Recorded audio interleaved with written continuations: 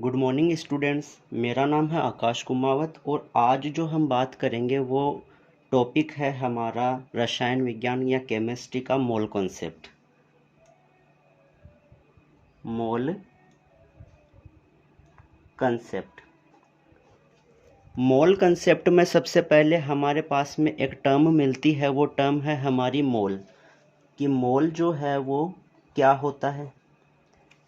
मोल सबसे पहले मैं बताऊं तो होता है measuring unit of any matter. मतलब किसी भी मैटर को मेजर करने के लिए जो यूनिट काम में ली जाती है केमिस्ट्री में, उस यूनिट को हम क्या कहते हैं, मोल कहते हैं। ठीक है, तो हम कह सकते हैं measuring unit of any matter. मतलब मैं कह सकता हूँ कि जैसे हम नॉर्मली हम अपने डेली लाइफ में देखें तो हम कह सकते हैं कि जैसे कोई भी वेजिटेबल है या कोई भी सामान है, उसको हम कैसे मेजर करते हैं। उसको वेट में अगर मेजर करते हैं तो हम कहते हैं ग्राम में, किलोग्राम में, या कोई वॉल्यूम की चीज़ हो जैसे वाटर हो, मिल्क हो, उन सबको हम लीटर, मिलीलीटर इनमें मेजर करते हैं। तो वैसे ही किसी मैटर को मेजर करने के लिए हम जो यूनिट काम में लेते हैं केमिस्ट्री के अंदर, वो हमारी होती है मोल। ठीक है, दूसरी बात हम इसको मोल को डिफाइन कर सकते हैं कि mole is used in chemistry as a unit of convenience. मतलब ये एक हमारी सुविधा के लिए काम में ली जा सकती है केमिस्ट्री के अंदर मोल टर्म। ठीक है, तो हम कह सकते हैं कि mole is used in chemistry as a unit of convenience. Got it?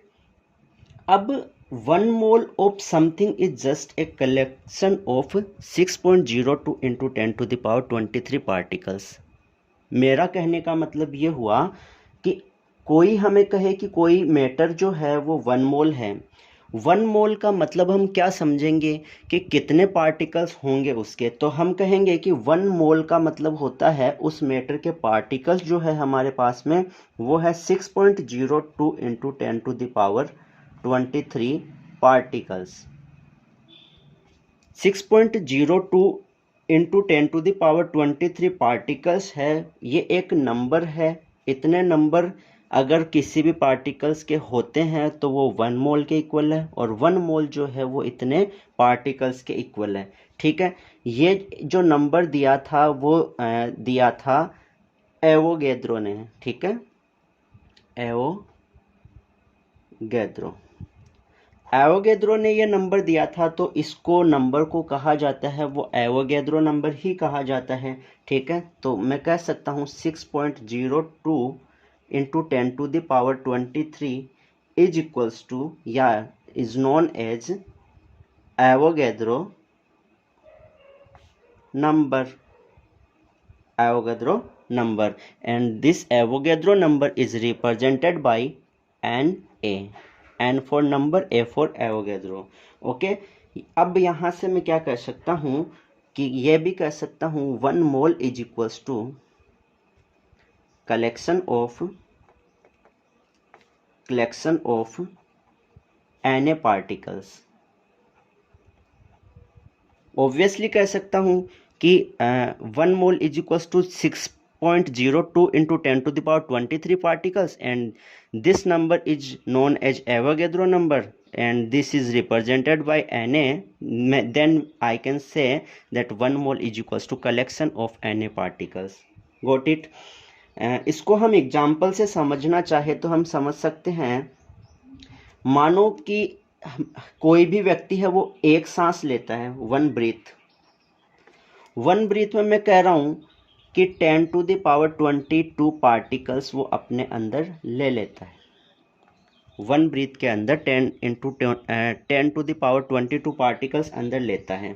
तो इसको मैं और क्या कह सकता हूं, मैं इसको मोल में कन्वर्ट करना चाहूं तो 1 mole is equals to these particles.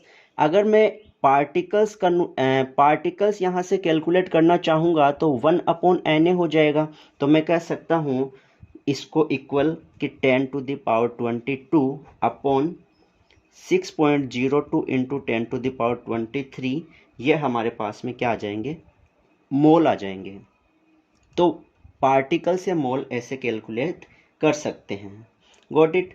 इसको हम क्वेश्चंस के टाइम में इसको अप्रोक्सीमेटली 6 इंटू 10⁻23 भी काम में ले सकते हैं। तो इसको हम सोल्व करें तो हमें मिल जाएगा 10⁻22 अपॉन 6 इंटू 10⁻23। तो 22 पावर से 22 पावर कैंसिल होके हमारे पास में इधर बचेगा 1/60। ठीक है, तो इतने मोल 10⁻22 पार्टिकल्स का मतलब होता है। ठीक है, अब हम इसको ऐसे भी समझ सकते हैं, कोई हमें कहे कि हमारे पास में 1 मोल है किसी भी चीज़ का, किसी भी चीज़ का 1 मोल होने का मतलब ये है कि उसमें हमारे पास में Na पार्टिकल्स होंगे।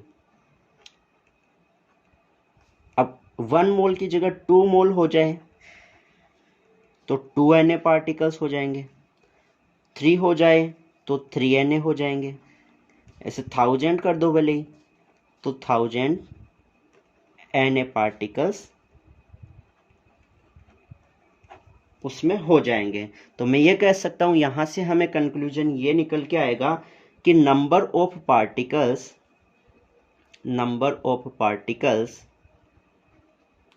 Is equals to mole into Na, is equals to mole into Na। तो number of particles n is equals to n for small n for mole into Na, and mole is equals to number of particles upon Na। I hope समझ में आई होगी इतनी बात।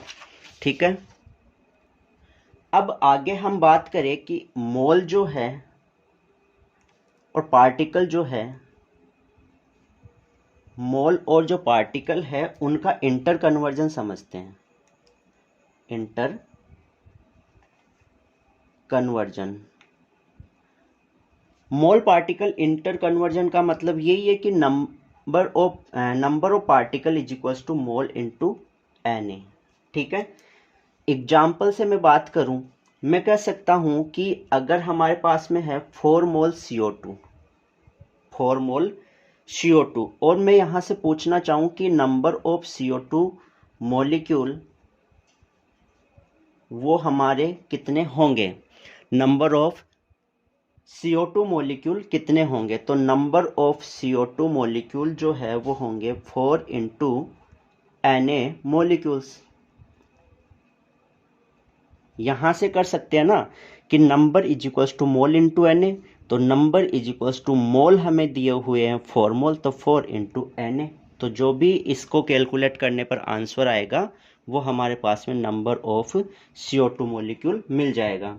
ठीक है, इसको हम और एक क्वेश्चन से समझना चाहे तो हम क्वेश्चन ले सकते हैं।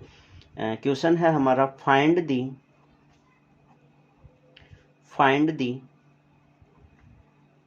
number of CO2 molecule, find the number of CO2 molecule in 2 moles of a pure sample of CO2 molecules। Question है हमारा find the number of CO2 molecule in 2 mole of a pure sample of CO2 molecule. मतलब यहाँ से मैं ये कह सकता हूँ कि CO2 मॉलिक्यूल के 2 मोल के अंदर CO2 मॉलिक्यूल कितने होंगे। मतलब मोल्स देके वही नंबर पूछना चाह रहा है, तो हम इसका सॉल्यूशन करें तो मैं कह सकता हूँ कि हमें NCO2 गिवन है, वो 2 मोल है। NCO2 कितना दिया हुआ है, 2 मोल, और हमें चाहिए NCO2, तो वो हो जाएगा मोल इंटू Na, मोल इंटू Na। ठीक है, तो ये हमारा आ जाएगा 2 इंटू 6.02 इंटू 10⁻23। तो ये हो जाएगा, इसको मल्टीप्लाई कर दो तो ये आ जाएगा 12.04 आ रहा है, डबल हो जाएगा इसका, इंटू 10⁻23 मॉलिक्यूल्स। तो 2 मोल CO2 के अंदर 12.04 इंटू 10⁻23 मॉलिक्यूल्स होते हैं। ठीक है, तो ये बात हमें समझ में आई क्वेश्चन के थ्रू। ठीक है, फिर हम और क्वेश्चंस भी देख सकते हैं, या फिर मैं आगे बात करूं, आगे मैं अगर बात करूं तो हम नेक्स्ट इसका टॉपिक देखते हैं, वो है हमारा मोल पार्टिकल्स विद इन पार्टिकल्स। मतलब इसको मैं ऐसे कह सकता हूं, इसको क्या कह सकता हूं, सब एटॉमिक पार्टिकल्स। मैं बताऊंगा सब एटॉमिक पार्टिकल्स का क्या मतलब है। सब एटॉमिक पार्टिकल्स का मतलब कोई भी एटम है उसके अंदर, ठीक है, उसके अंदर और क्या क्या पार्टिकल्स होते हैं। कोई भी एटम, हालांकि डाल्टन ने बताया था कि एटम जो है वो किसी भी मैटर की स्मॉलेस्ट यूनिट है, ठीक है, लेकिन एटम जो है वो खुद 3 फंडामेंटल पार्टिकल से मिलकर बना हुआ होता है। तो मोल पार्टिकल के अंदर वो पार्टिकल्स कितने होंगे, वो कौन कौन से पार्टिकल, तो वो है इलेक्ट्रॉन, प्रोटॉन और न्यूट्रॉन। ठीक है, तो मोल पार्टिकल के अंदर, पार्टिकल का मतलब है उसके अंदर इलेक्ट्रॉन, प्रोटॉन और न्यूट्रॉन। ठीक है, इसको हम कैसे समझेंगे, इसको समझेंगे, मान लो हमारे पास में कोई भी एलिमेंट है अक्स, ठीक है, ये इसको रिप्रेजेंट ऐसे किया जाता है, एलिमेंट का रिप्रेजेंट ऐसे होता है जिसमें जेड जो होता है वो हमारा होता है एटॉमिक नंबर, एटॉमिक नंबर, और ए जो होता है वो होता है एटॉमिक मास। ये एटॉमिक नंबर, ये एटॉमिक मास।